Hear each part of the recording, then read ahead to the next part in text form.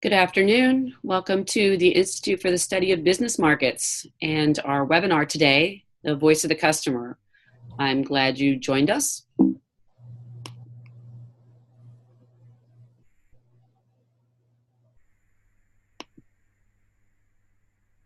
I'd like to introduce our presenter today. Gerry Katz is the Vice Chairman of Applied Marketing Science, and Gerry has been teaching this course in Voice of the Customer for quite some time. He's really great, and I think that we're going to have a very interesting conversation today. And there's my picture there, Lynn Yanyo. I'm Executive Director of the Institute, and I'm sorry for my voice today. I guess all that talking last week at our two-day meeting finally got to me. So, but fortunately for you, I won't be speaking as much today.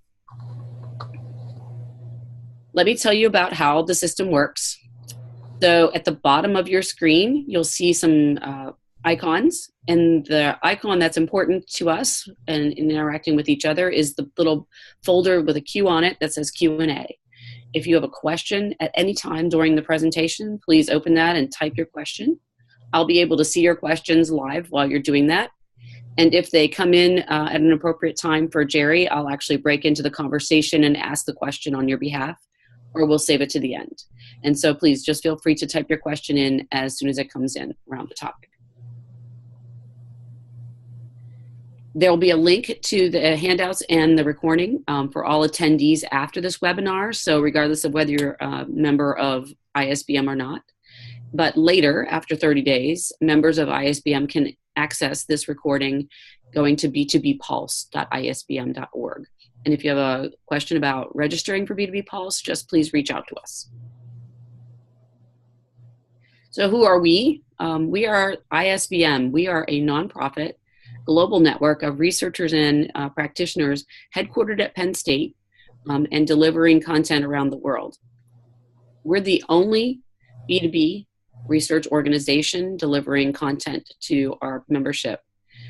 We all know why that's important if you're here on this call, because 65% of the global economy is really B2B. And we are, again, the only folks that's focusing on that research and delivery of that knowledge.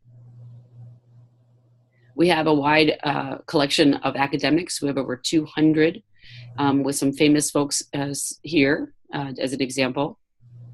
And we have over 40 practicing companies that participate with us. And if you'd like more information about ISBM, please feel free to contact us. We have some events coming up. So the jam session coming up is titled Platform Growth. That really is an outcome of the discussions that we had last week at our two-day big talk. And we have a location to be determined, but if you'll put a hold on your calendar for March. Gerry will be teaching a course on the voice of the customer in a couple of weeks in Chicago. There are still a few spaces open, so you can look for that after this webinar. And then we're building our webinar calendar for the rest of the year and into next year. So there's a few titles there with no dates about the topics or who was going to be presenting that with us. So stay tuned. So let me tell you now that you're in for a treat here, and sit back and enjoy this. This is Gerry Katz, and Gerry has been working in Voice of the Customer and training for some time. He has a fabulous course, and this taste is going to be delightful for you. So Gerry, let me pose it over to you. Well, thank you, Lynn, and thank you all for joining in today. This talk is actually a subset. It's about a subset of the topic we call the voice of the customer. And I'm calling this webinar, So Who's the Customer?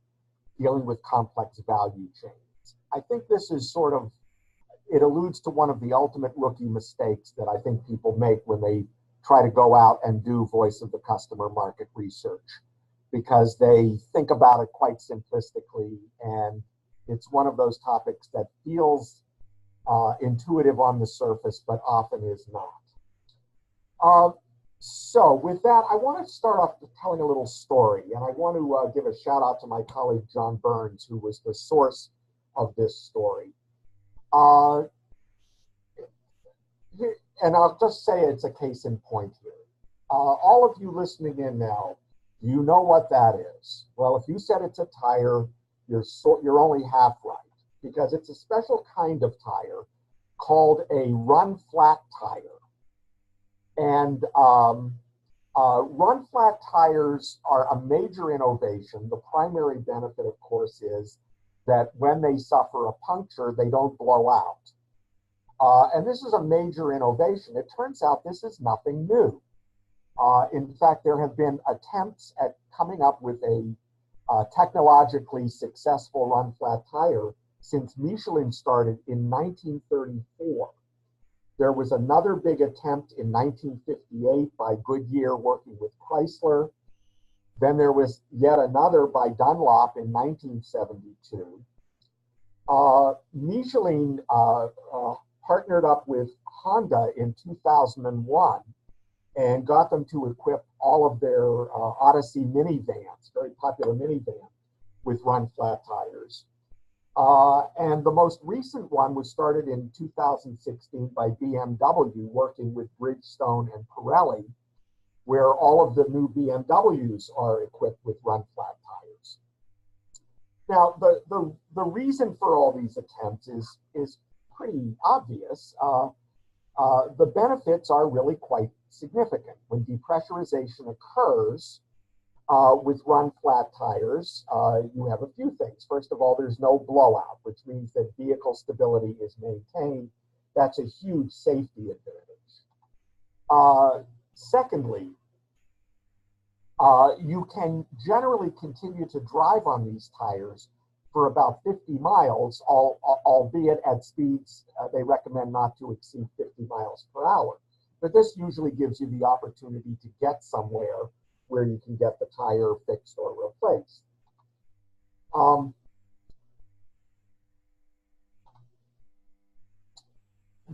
There are a few other things, though, that are almost hidden benefits here. First of all, if you have run flat tires, it means you don't need to carry a spare or the heavy jack tools to lift the car up, which means lower vehicle weight, which means better fuel efficiency. They've also been very important in what we would call mission critical applications, such as in the military or a presidential limo, when a vehicle needs to get away from a dangerous place even after gunshots or an explosion that might blow out the tires. So those are all very real market advantages. All that said, the reason there have been so many attempts is that in almost every case, the product has failed. And the jury is still out on the recent BMW attempt. But run flat tires have never been commercially successful. And there are a lot of reasons for this. In addition to all those pluses, there are these minuses. First of all, blowouts are still possible. It turns out that run flat tires will survive a puncture on the main tread, but a sidewall puncture still tends to cause a flat tire and possibly a blowout. Secondly, they've never quite perfected the ability to measure and maintain tire pressure. They're much fussier tires to do that. Third, because there's all of this hardware on the inside, they provide a somewhat harsher ride. And what the industry has done to alleviate that problem is they use a softer rubber. Unfortunately, softer rubber wears faster, meaning that the tires won't last as long and will need to be replaced sooner. A few other things, though, come in as well. These tires tend to weigh 40 to 50% more than a traditional tire, which tends to wipe out a lot of the weight advantage that I talked about over on the plus side. And probably worst of all, they cost almost double what a conventional tire would cost. So it's a much higher replacement cost, and you're going to have to replace them sooner than you would with a conventional tire. So we have all these pluses and all these minuses. But you know what? None of these are the reason that this product failed. It actually failed for a very different reason. And I'm going to invite the listeners to use the chat facility to offer their theories of why this product failed and see if anyone can come up with it. I'll give you a minute or two to type in your conjecture about why this product failed.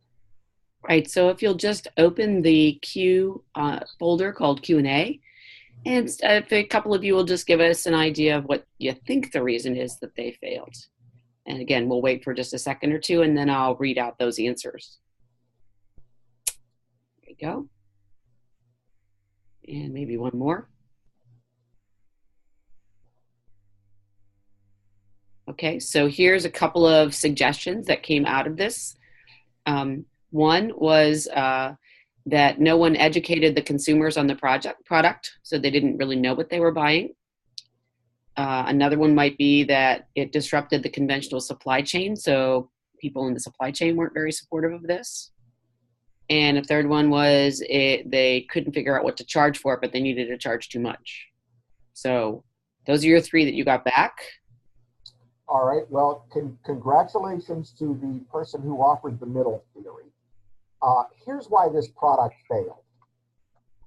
The issue is that all of these benefits and non-benefits have to do with the end user, the end consumer, the car owner who rides on these tires. The problem is that they're not the only stakeholder in this value chain. And you are right, this completely disrupted the value chain. Here was the real problem, okay? All new cars are equipped with new tires, but there is this huge aftermarket where replacement tires are sold by all kinds of players within the value chain here. And it ranges from new car dealers who sell replacement tires to the big national chains like Goodyear and Firestone, who have big retail stores of their own. There are the branded dealers like National Tire and Battery, and it goes all the way down to your corner gas station who sells tires and makes significant money on that. Think about this from their point of view. First of all, this meant that they were going to have to maintain a costly new inventory. And they need to, they have to stock them in multiple models and multiple sizes, etc. And it ties up a lot of capital.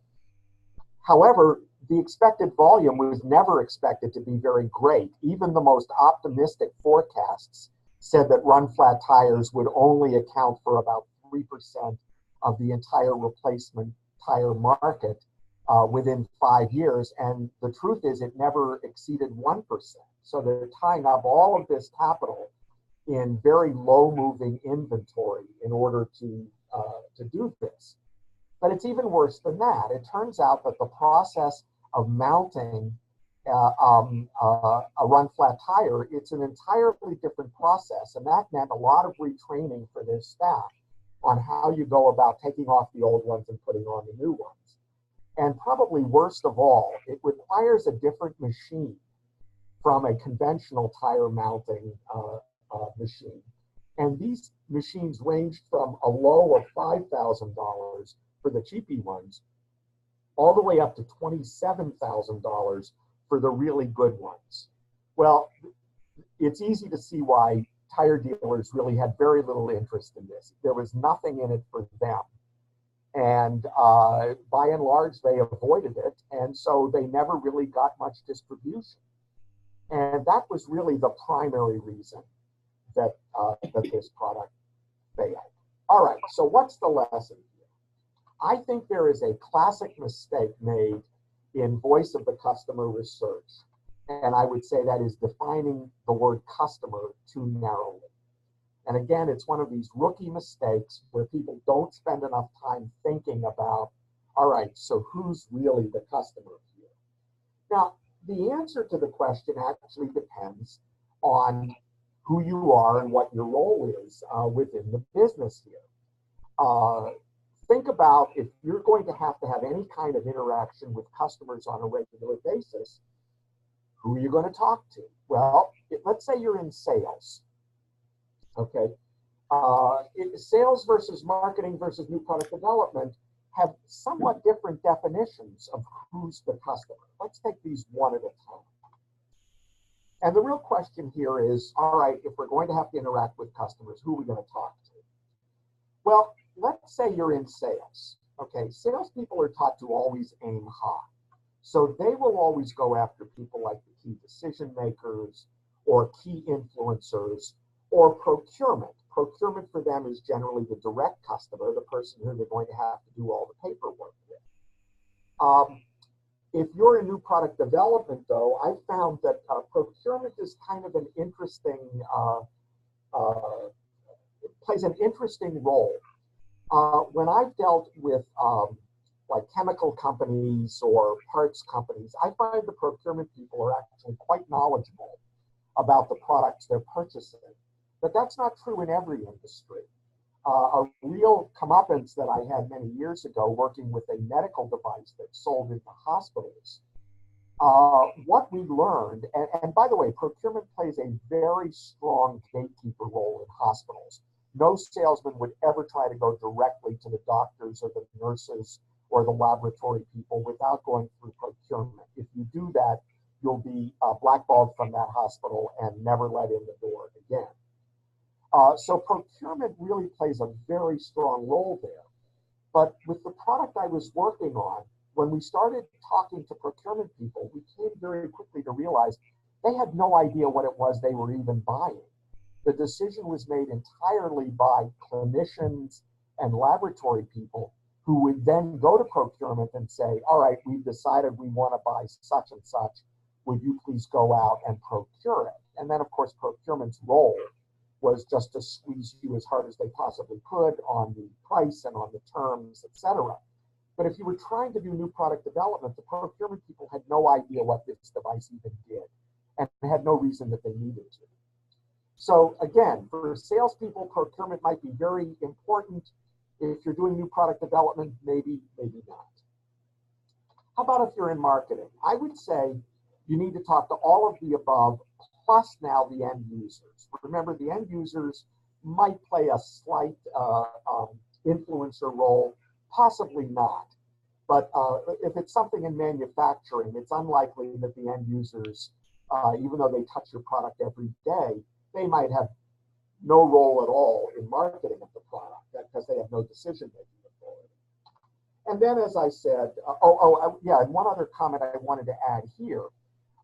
There have been some very interesting marketing cases that really kind of flip this upside down.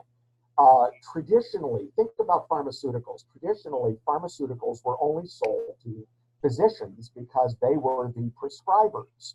So marketing was correctly talking to them. And then someone figured out about 20 years ago the concept that they call direct-to-consumer marketing. And that now, of course, you see all over television advertisements for pharmaceuticals where the end user really has no decision-making authority, but what they always tell you to do is ask your doctor about such and such. And they found that to be very effective, getting the end user to do word of mouth with the physician, hoping that the physician will write a prescription for that drug. Finally, again, I wanted to talk a little bit about new product developers.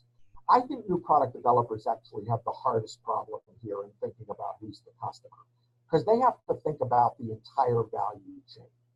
And the reason for that is they not only have to think about whose opinion matters, but they have to think about where's the information. If I'm trying to develop a next generation blank product, where might the sources of information be?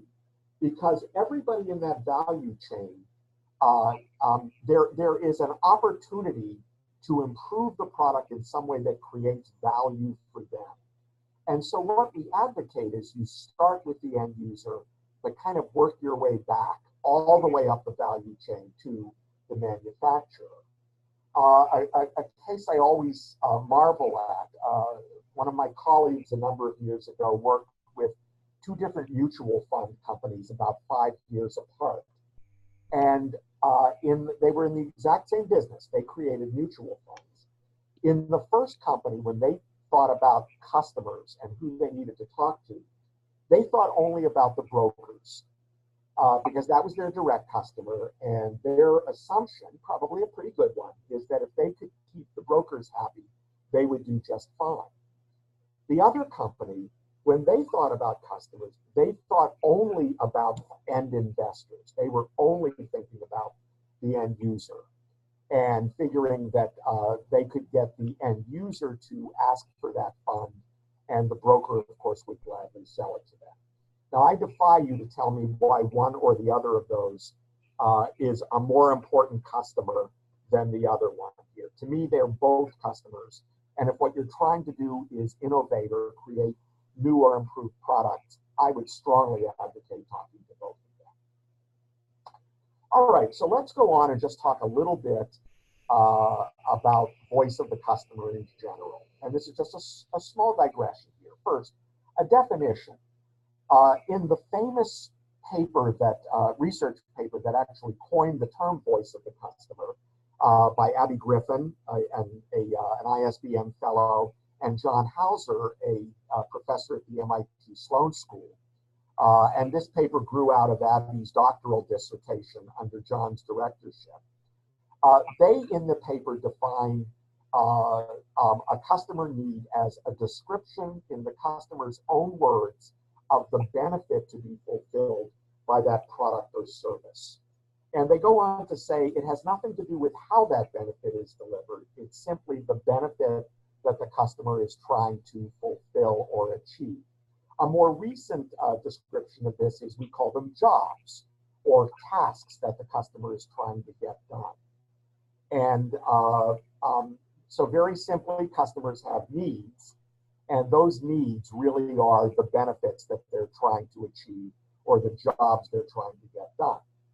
Now, the way this happens in most companies is someone will stand up and say, okay, let's go out to talk to some of our customers and ask them what they want.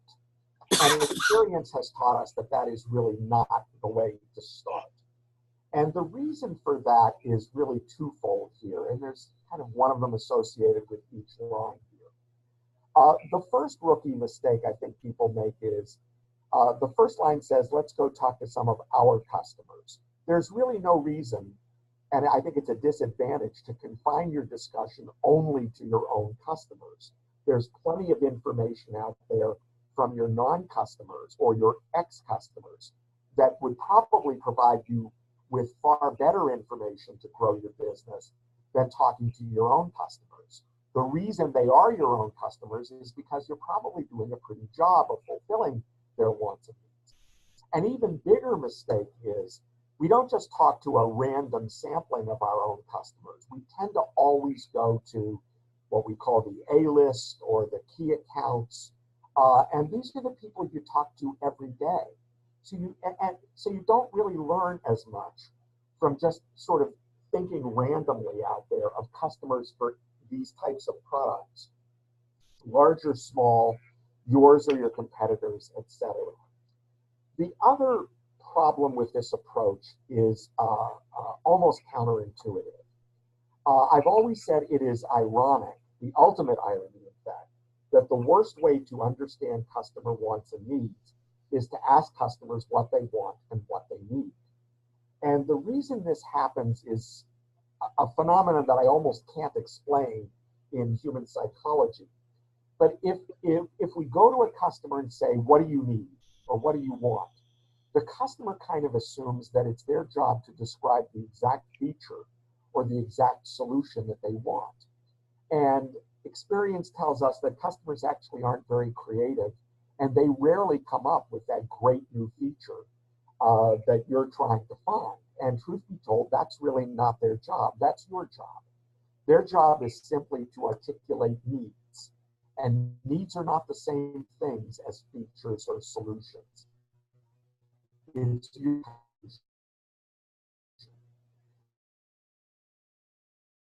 so what they want and what they need, and why they were or were not able to get it done. My screen, Lori, just popped up with a window that I'd like to get rid of, but I don't seem to be able to.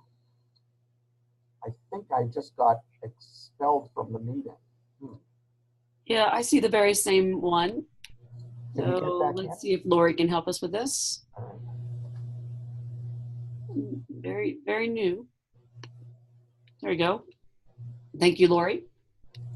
Okay, we're back. Okay, well, that was actually a very good transition point anyway. I would tell you we rehearsed it that way, but you wouldn't believe me and you would be correct.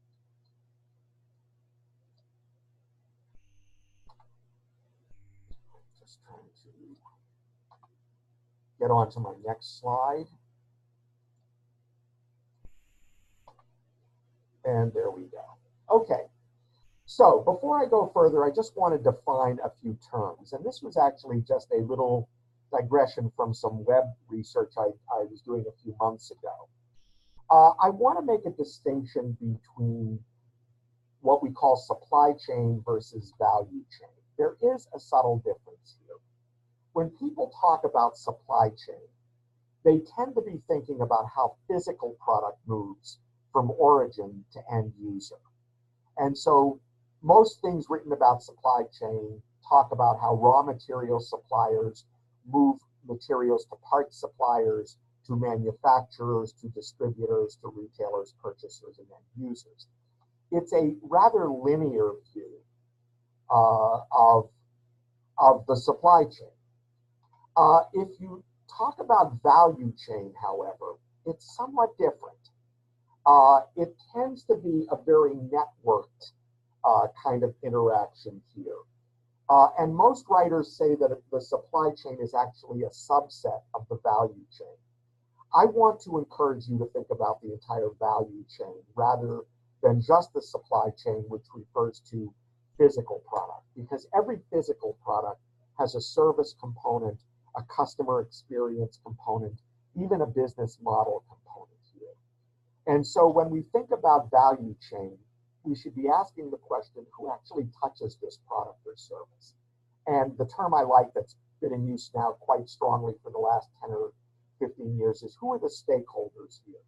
Stakeholders very often fall outside the traditional value chain. As I said earlier, I also like to ask the question, who might have information that can help us build a better next generation product?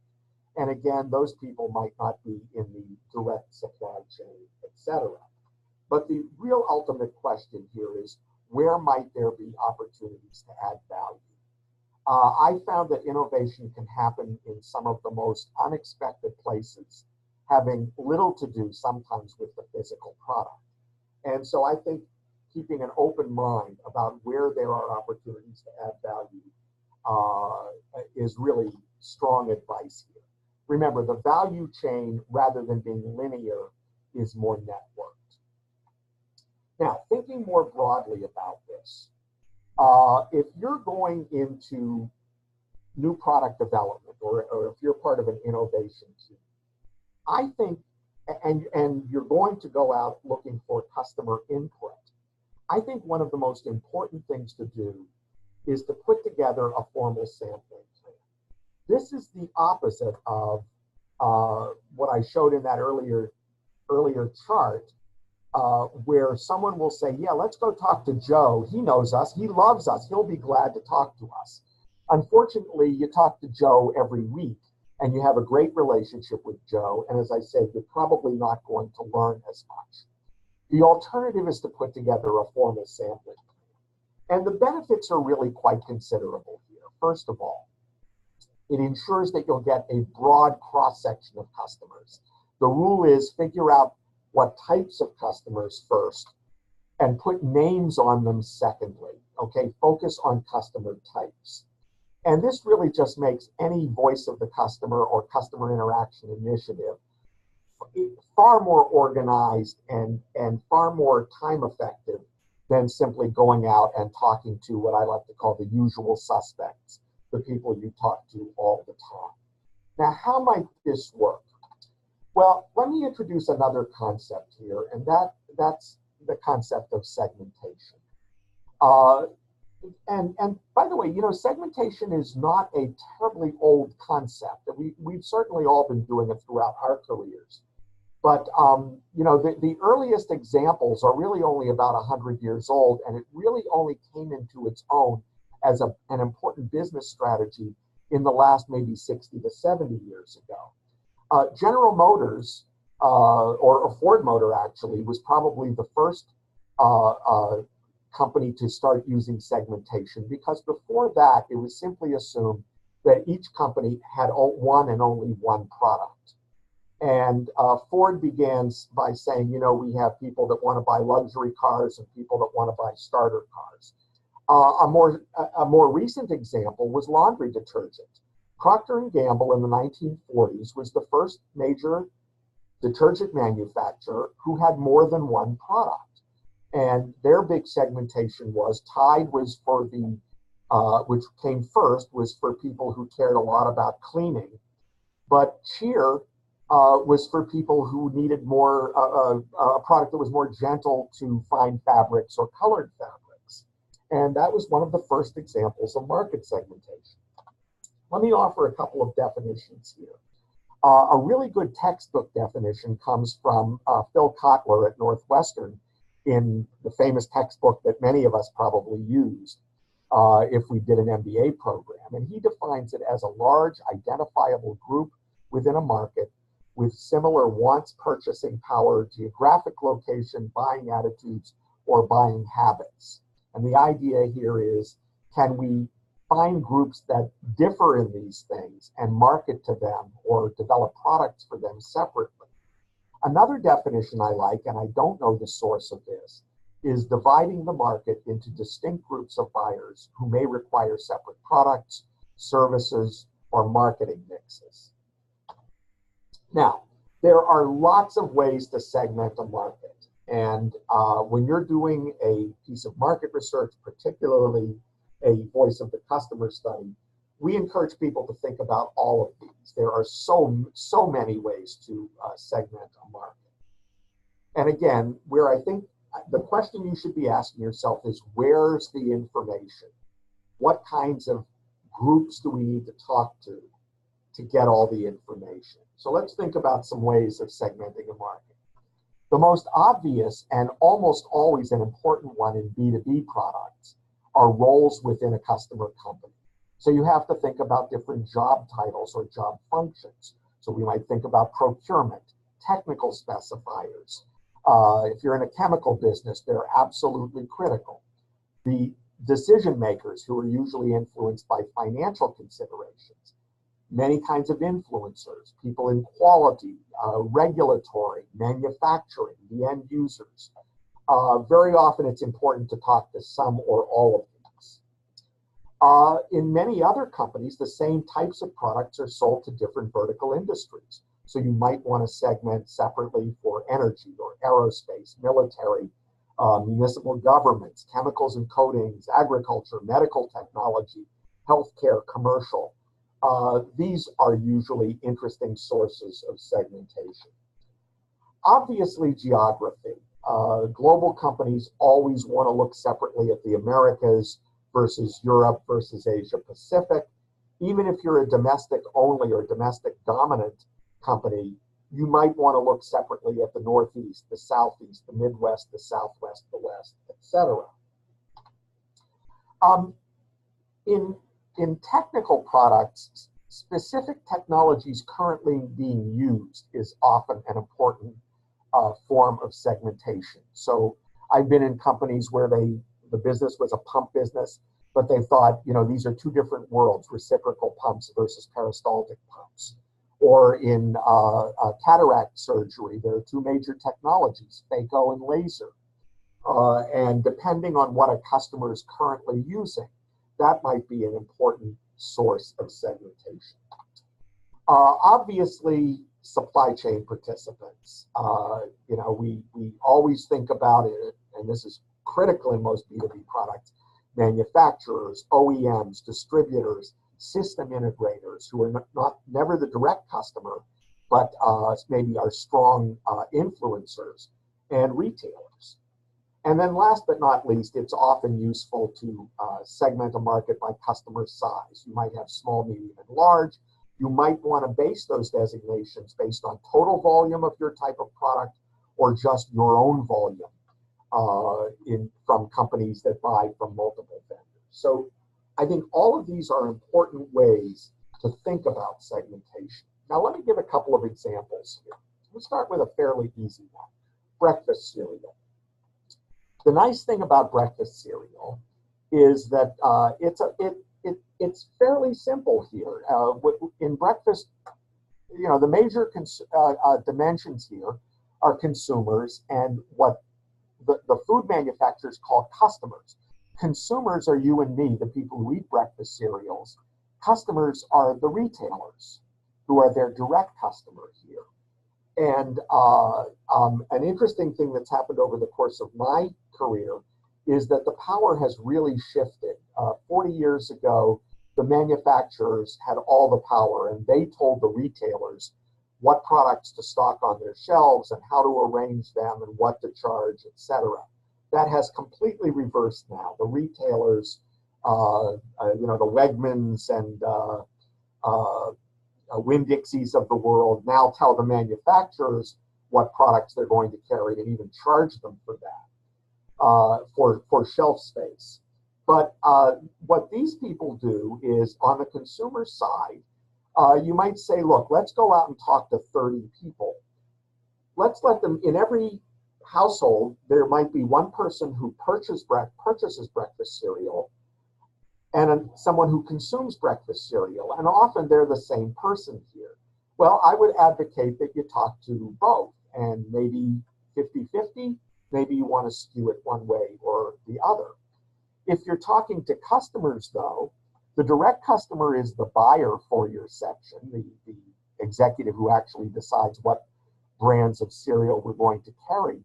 But I've seen some very interesting VOC work done with shelf stockers about the problems they have in opening and stocking product on the shelf. One of the most eye-opening presentations I ever saw was from someone at Kimberly-Clark who worked in a manufacturing plant and on toilet tissue and paper towels. And as a cost-saving measure, Kimberly-Clark had decided to package their towels in a thinner kind of corrugated cardboard. So when they shipped, a 12-pack of paper towels to the retailer, to save money, they were using a thinner kind of corrugated cardboard. Well, and then one time they started talking to the guys that opened those corrugated cardboard cases and put the towels on the shelf. And guess what they learned? Think about how these guys open a corrugated cardboard carton. It's with a blade. And the fact that it was thinner cardboard meant that they were cutting into the wrapper for the individual rolls of paper towels, meaning they couldn't sell them as first, they had to sell them as seconds because the wrapper was already cut open. It's one of those things you never think about, but if you talk to shelf stockers, you will learn that. All right, let's go on and talk about another case, one that I've worked on, auto paint that is sold to collision shops. So this is not sold to the auto manufacturers, the original OEMs, but rather collision shops where they're doing repairs on wrecked cars. Here, this client thought that the two major kinds of segmentation that they ought to deal with are, first, role within a customer company, but also the size and ownership status. It turns out, and they came up with a grid here for defining their sample. The three roles, which are listed down the left-hand side, where they thought they ought to talk to shop managers. This is probably the person who decides what brands of paint they're going to carry and probably owns the relationship with the sales rep. The estimators, who actually go out and estimate how much it's going to cost to fix a car or paint a car, and then the painters themselves, who were the end users. And they decided to split the sample 30% among the managers, 30% among the estimators, and 40% among the painters. But going across the top there, they also made a distinction between large and small, and what they refer to as independents versus dealer captive collision shops. A dealer captive is the collision shop within, say, a Toyota or a Ford dealer. And that means they're going to be working almost exclusively on Toyota or Ford vehicles. which means that they have far fewer colors to worry about. Independents work on any car of any brand manufactured. So they decided to divvy up their sample 20, 30, 30, and 20. And doing a total number of interviews of 40, this was their sample design. And it worked quite well and really allowed them to cover all the bases here. Here's a third one. This is a manufacturer of residential HVAC equipment that goes into new home construction. And their thoughts were that there were a couple of interesting segmentation dimensions. One of them was role within this HVAC contractor. And these are generally small, fairly localized business. You call a contractor who will install heat pumps or air conditioning units or furnaces, etc., within new homes being constructed. So that was one dimension, but their geographic region also played an important role. And let me show you what their grid looked like in the end. The three roles that they defined going down the left were the installers, who were kind of the end users here. The sales reps are the people who actually design and size the system. So they'll look at the plan for a new home and say, let's design this house as a 3-zone system, and we'll put a 2.5 unit air conditioning system for this zone and a 1.5 for that zone, etc. So they're the people who are doing the design and recommending. And then there's the owner who decides what brand they're going to carry. Are they going to be a Carrier dealer or a Trane dealer or something like that? Why geography? Well, it turns out that the installation procedures really vary quite a bit depending on climate. So in the Northeast, we of course have to think about both heating and cooling. In the Southeast, it's mainly cooling, but in a very high humidity environment. And in the Southwest, it's mainly cooling, but in a very dry environment. And if you're trying to replace a unit that's usually in an attic in the Southwest in the summer, it can be 130 degrees up there, and it's a really difficult process. Stuff like that doesn't happen very much, say, in the Northeast. So this was their sample design. And the last example I'll give you has to do with manufactured parts and assemblies that are sold to OEMs. And here they thought that the correct segmentation dimensions were, again, role within the customer company, but then vertical industry served. And so this particular company came up with 4 roles. They said, we'll talk to specifiers, 25% of the sample. Procurement people would be 30% of the sample. Inventory managers, 20%, because a great deal of attention went to vendor supply and vendor inventory management and control. And then 25% to the manufacturing people who were, in fact, the end users. But again, they wanted to talk to all of their important vertical industries. So they broke up their sample into separate groups for aviation and aerospace, energy, oil and gas, water and waste treatment, and medical devices. Okay, so again, there's no single answer here. I think the point I'm trying to make is just don't think about your target market too narrowly. There's a lot of people out there that have information that qualify as customers and that you're going to need to talk to do a good VOC.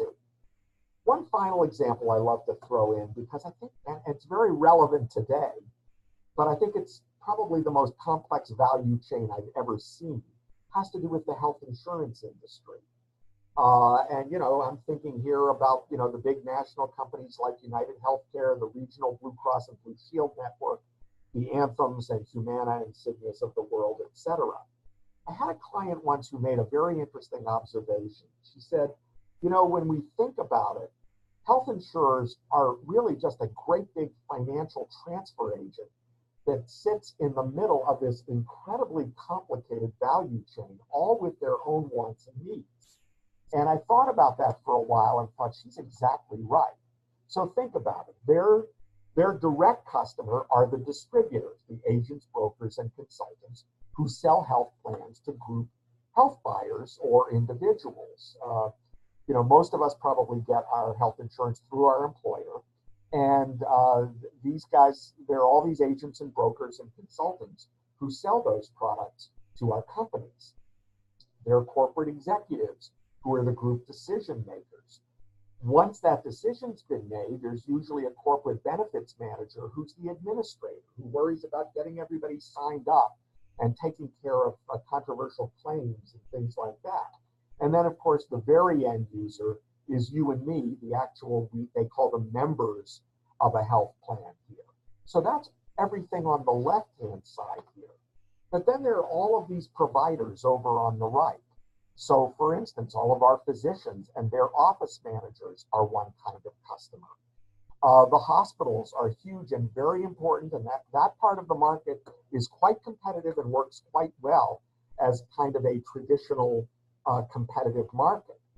But then there are all of the ancillary suppliers here, the diagnostic laboratories, the device manufacturers, and the disposable supply manufacturers. And all of these people are participants in this incredibly complex value chain.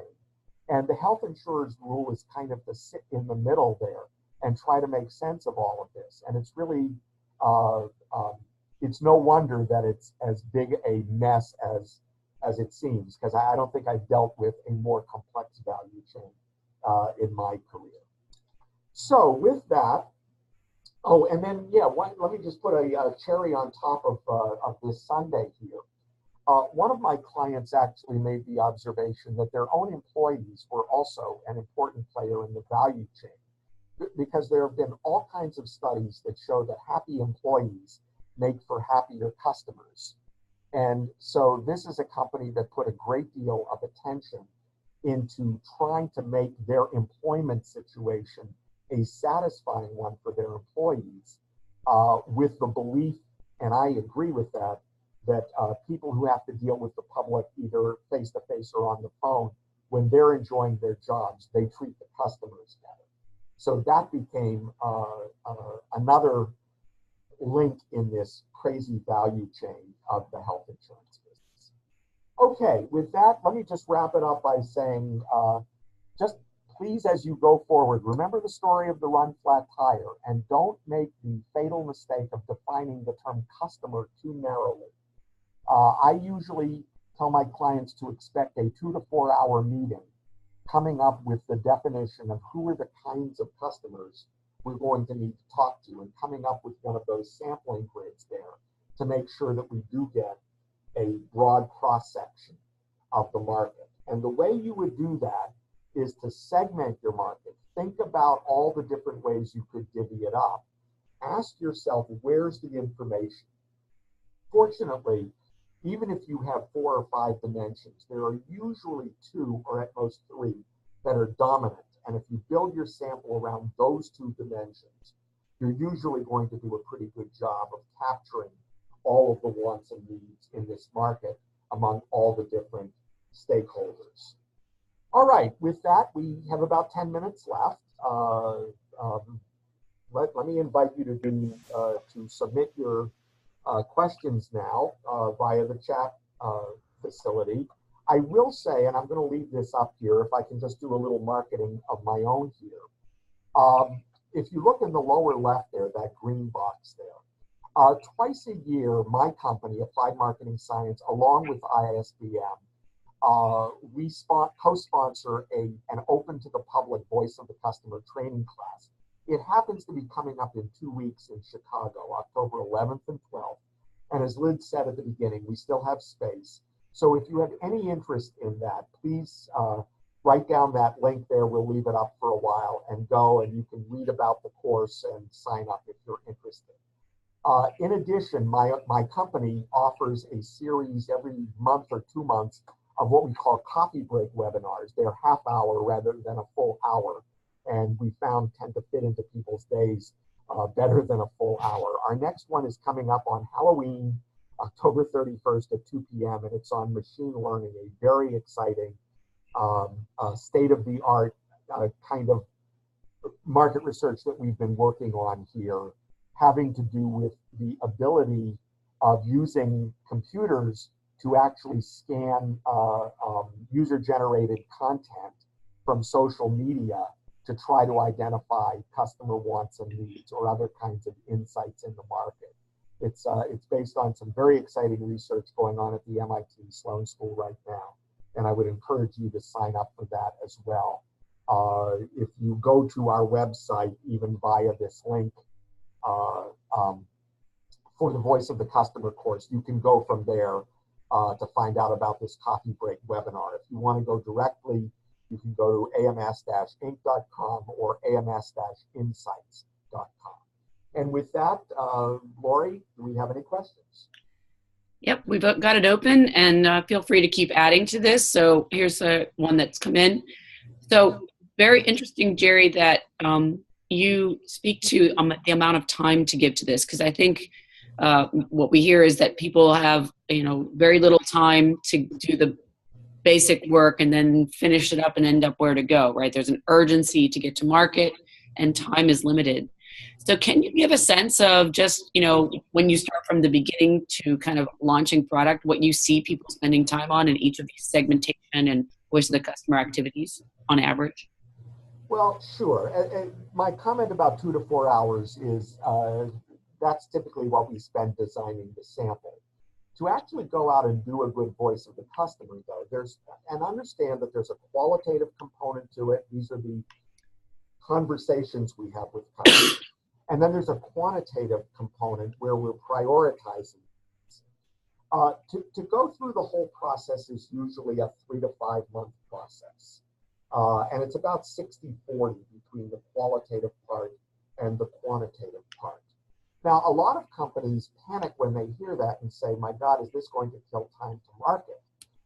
There was a very interesting study done many years ago by a guy named Bob King, who was studying time to market and development cycles at Ford Motor. And what he found was that injecting this 3 to 5 month process actually reduced time to market. Now, that's completely counterintuitive. We're going to add 3 to 5 months of activity. How does that get us to market sooner? The answer is that it reduced the amount of rework. What was going on at Ford was that they would come up with design for a new model, they screw up the factory, get all ready to go live with production, and then realize there was some huge design flaw, had to tear everything down, go back to the drawing board. And they were going through many cycles of what is conventionally called rework. What they found was that doing a better job up front reduced the amount of rework. And so over the 10-year period that Bob King studied, he watched their product development cycles actually go from an average of 4 years down to 2.5 years. Pretty significant. And so I hope that answers a very good question. Yeah, that's fascinating, especially anti-intuitive. That's fascinating.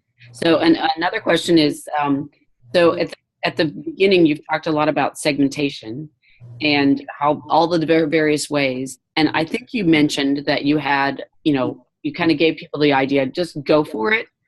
But have you seen any challenges where people have gone through segmentation and then really, needed to go back and start all over again because they didn't take enough detail into account? Yeah, absolutely. You learn as you go. Understand that the kind of segmentation I was describing here is hypothetical. In other words, we have to start off saying, what kinds of segmentation do we think exist out there? And you come up with a sample and you start talking to people. You learn as you go and you get to revise that. So for instance, the story I told about the medical device, I think we had set up 8 interviews with procurement people in hospitals. And after the 3rd interview, we said, these people really have nothing useful to add. So let's cancel the other 5 and redeploy those interviews in other segments. Sometimes you'll go out there assuming that there isn't a segmentation within something, within one dimension, and then find there is something.